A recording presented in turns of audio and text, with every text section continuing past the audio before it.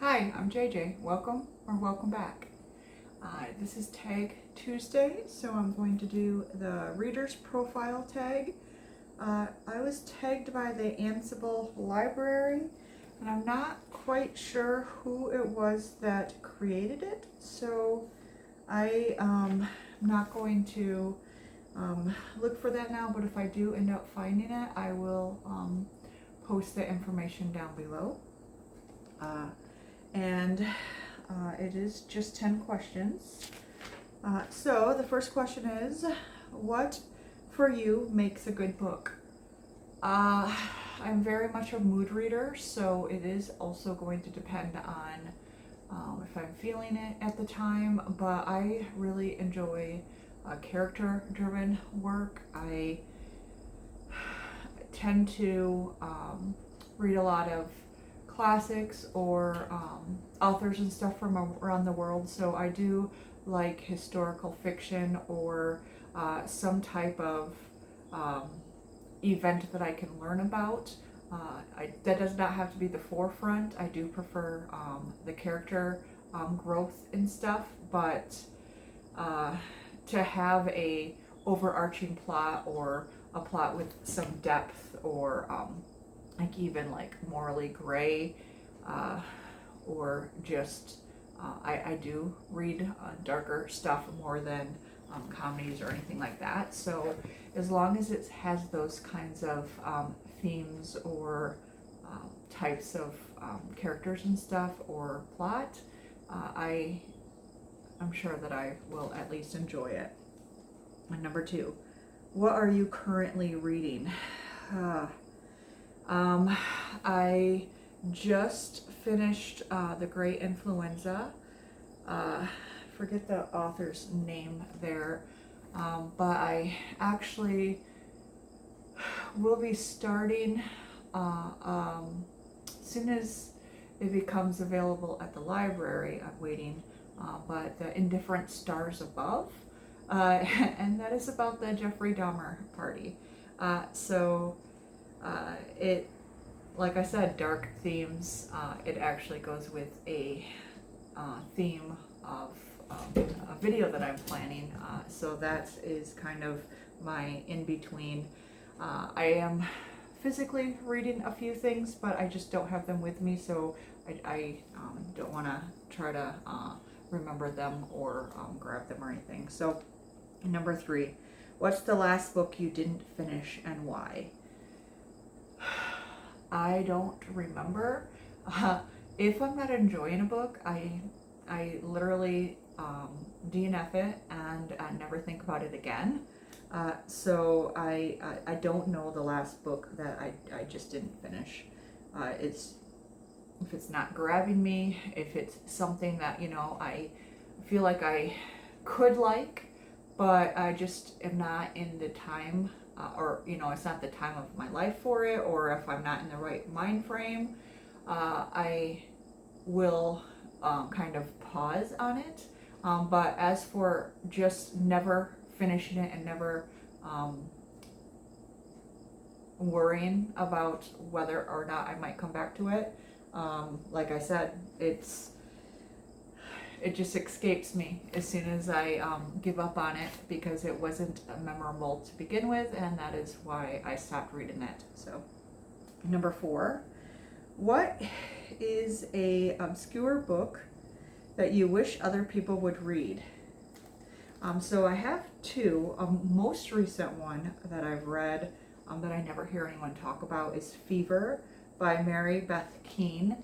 And that is a historical fiction book about Typhoid Mary and the character of Mary and what it would have been like for her to live under those circumstances when she was essentially isolated and held in a type of captivity for almost 25 years or around there, because she was a carrier who would never sick herself. She was poor, Irish, and just not the right kind of person to care about, so they didn't know what to do with her. They didn't know how to stop the spread. So they locked her away, despite the fact that many people were also the healthy carriers, and they got to live their lives and didn't have any of that disruption that she did.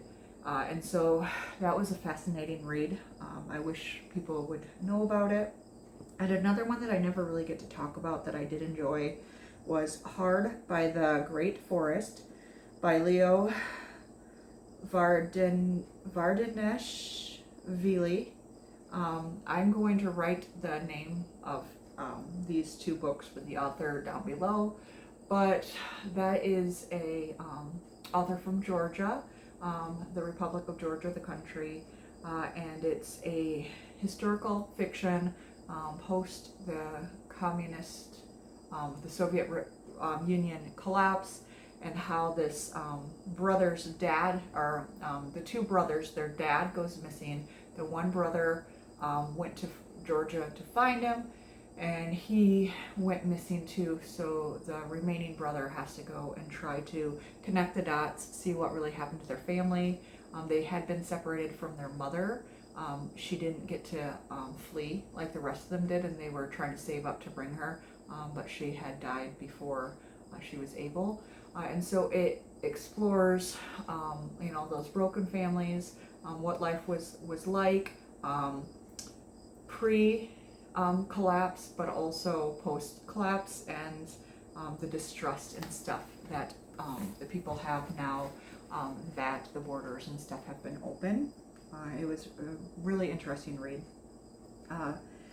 So that one was Hard by a Great Forest.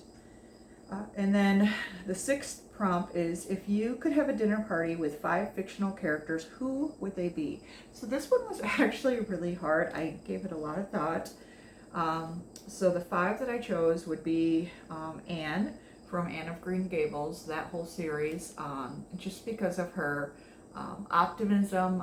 She's bubbly and fun, and I feel like she would be a really good conversationalist. Number 2, Jack Crabbe from The Little Big Man. I find that book absolutely amusing. It's like this over 100-year-old guy who is telling his life story. It is fiction, but he's amusing. He's been through a lot, like 100 years of type of history, and I think it would just be fun to get him talking and seeing what other stories he'd be willing to share and stuff like that. You always need a storyteller amongst the group. Number 3, Beatrice from Much Ado About Nothing, Shakespeare's play. She's spunky and smart and fun. I think that it would be good banter. I was considering her or someone like Lizzie Bennett, but I went with Beatrice instead. I just think she would be fascinating to talk to, and just like the other ones, it would be completely different personality, but always entertaining. Number 4, I wasn't sure, either Diana Bishop or Matthew Claremont from The Discovery of Witches. So Diana is a historian who I think I would be fascinated to talk to. She would know so much more than I do about some of my favorite topics, and I would just love to pick her brain at that. But Matthew Claremont is a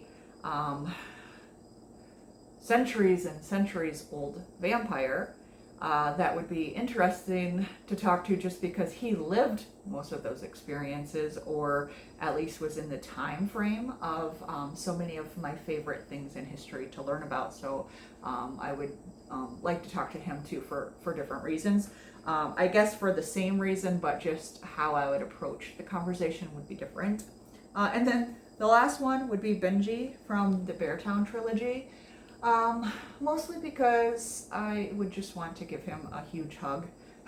I feel bad for everything that his character endured, and yeah, I think that he would need a place where he can just be and exist, and he wouldn't have to like carry the conversation because everybody else would, and he can just kind of feel the love, and like I said, I would give him a hug. Number 7, 5 books that you would want with you on a stranded, if you were stranded on a deserted island. So I picked 5 here. I did grab those. So for nonfiction, I chose Sister Queens by Julia Fox, and this is about Catherine of Aragon and her sister Juana, the Queen of Castile. I've been reading a lot of Spanish history lately. Absolutely loved the book about Isabella, their mother, and so I would like to continue on that by reading this one. And then I did have to, if I'm gonna be stranded, I would want a book that I'm comfortable with, something that I've been meaning to reread, and something I know I would enjoy. So I chose Middlemarch by George Eliot. A classic that I haven't read yet, but hopefully you guys would allow me to include the whole trilogy and not just the first book. But this is Kristen Lavron's daughter, and this is part 1 in the trilogy is The Wreath, and this is by Sigrid Undset.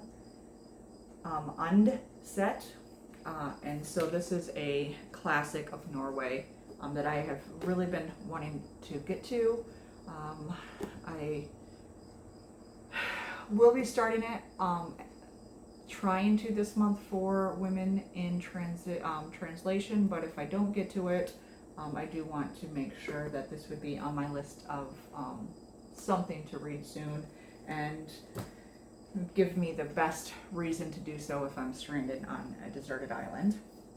Another one that I've talked about before that I need to continue reading. I didn't get very far. I started reading other things, so I do want to finish News from the Empire, and this is by Fernando Del Paso. And this one is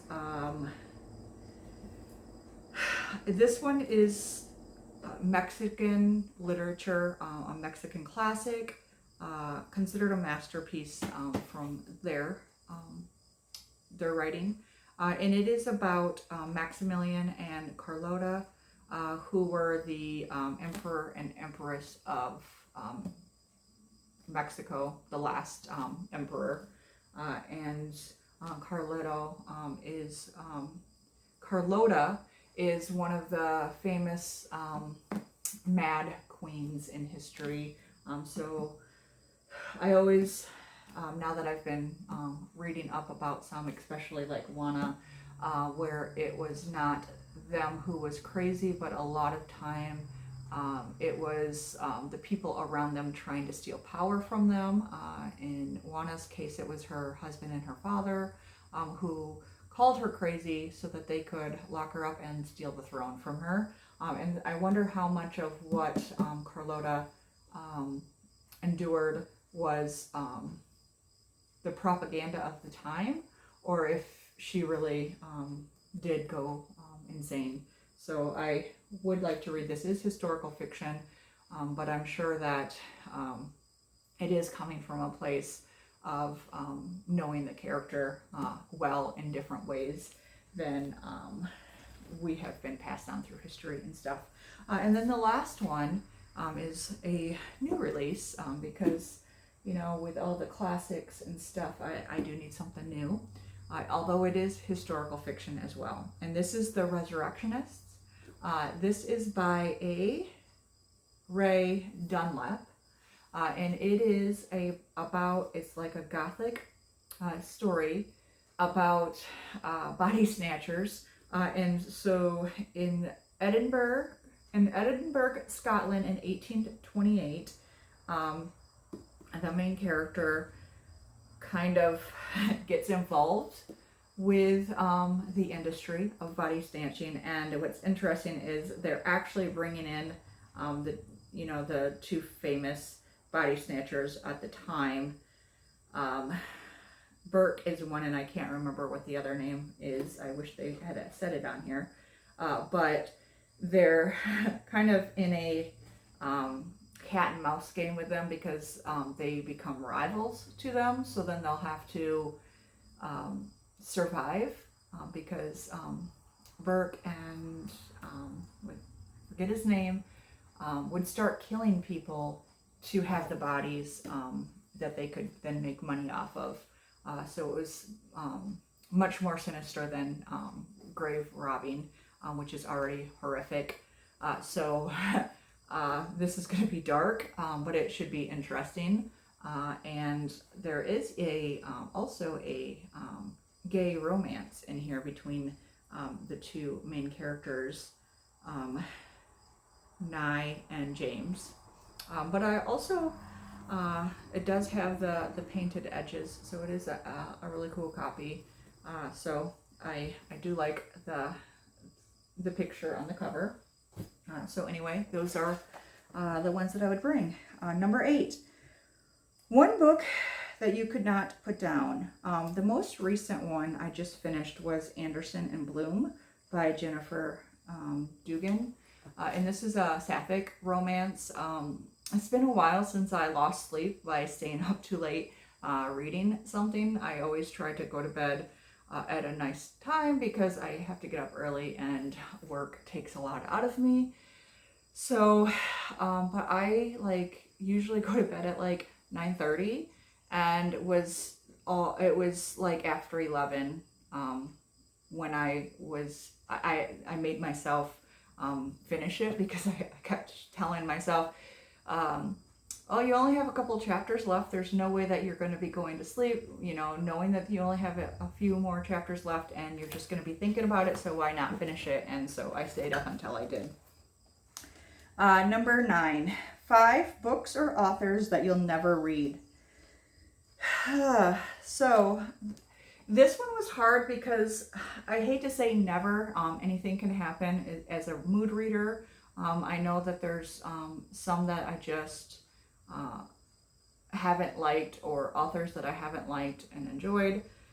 But I always feel like maybe I'll give them another shot or something like that.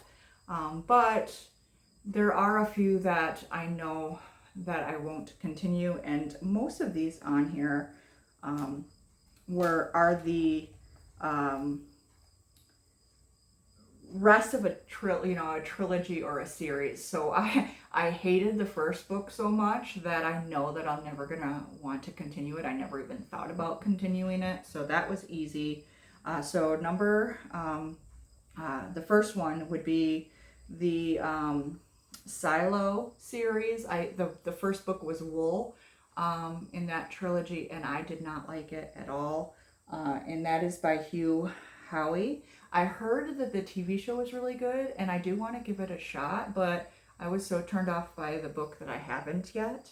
Number 2, I did not like Red Rising by Pierce Brown, and I know that's a popular one as well. But it did not do anything for me, so I had no intention of ever finishing that trilogy, even though I did hear that it gets better. It just was not for me. The next 2 are the rest of the Magicians series. I love that TV show as well. And I hated the first book. I actually didn't even finish it. And so I have no intention of continuing on that series. And that was by Lev Grossman. And then the series of The 100 by Cass Morgan, which is another TV show that I enjoyed for the most part. There was some parts that I absolutely hated about it, but the book was awful. The things that they changed for the TV show, I actually think that they made it better. The same with the Magicians. They actually made it better, which is very unique. And so I watched both of those shows first and then tried to read it because I loved the shows so much. And it was such a letdown. And then the last one is, I won't ever read anything by Sarah J. Maas, just because romantasy is not my thing at all. I do enjoy queer fantasy, but a lot of that has, like, the fantasy part is not the main part of the story, and if it's going to focus on characters that I don't even like or am interested in, I'm trying to tell a story, I don't think that I'll be into it. And I have a lot of friends and stuff who read them and really enjoy them, but I just, there's too much that I do want to read that I just don't see myself being drawn to starting another trilogy or series by somebody or about something that I'm actually not interested in. So, and then number 10, I really like this one. If you were to write a book, what would it be about? So first of all, full disclosure, I did write a couple of books that I self-published. One was a YA novel that I wrote about over a decade ago, and then one is a sapphic novel that I wrote more recently. Both of them I wrote for specific reasons and had a specific story that I was trying to work through or tell. And then I wrote one like way back in my 20s that was also YA. So almost like every decade, I write something because I have something to say. That is not to say I'm embarrassed or anything of them, but I just don't. This is about what I read. This is not a channel about what I write. So I never mentioned it. But if I were to write a book for this prompt, I have been fascinated with the idea of alternate reality or a alternate history of Mary Queen of Scots. I would absolutely love to explore, had things been different, what Europe would be like. But after reading Isabella, I also wouldn't mind doing something in her life as well, because there was lots of different kings that she was engaged to prior to marrying Ferdinand, and I feel like that would have changed the huge course in European and then world history as well if she had gone down one of those roads not traveled. So that would be fascinating, and then I would get to do research and everything like that. But without research and just writing something that would be fun to write, I would love to do a Shakespeare retelling. I always like retellings of Shakespeare, especially like modern day. I enjoy like the 12th Night. I really would like to do a retelling of that, but I feel like that's done a lot. So what I would like to do is a retelling of Othello, but from Desdemona's, I can never say her name, Desdemona's point of view. So the woman in the story who, not trying to do spoilers, but basically she has a horrible story, and I would love to explore that from her point of view, and go from there and see how different it would be, or how the understanding and everything would be if you're getting it from her point of view. So anyway, those are my answers to that tag. And once again, that was the reader's profile tag, and I was tagged by Ansible Library, or the Ansible Library. So thank you for tagging me. And then whoever created this tag, I hope I do find out. Thank you for creating it. It is a really cool thing. I actually had to put a lot of thought into this, especially the characters I would want to have dinner with was a really interesting concept for a question. I really enjoyed that one. I hope you enjoyed these answers. I know that I'm behind on tags, so if there is anyone who hasn't done this that would like to do it, consider yourself tagged, and I will pick a few people down below and tag them too. But thank you for watching. Thank you for being here. And as always, have a great day and happy reading.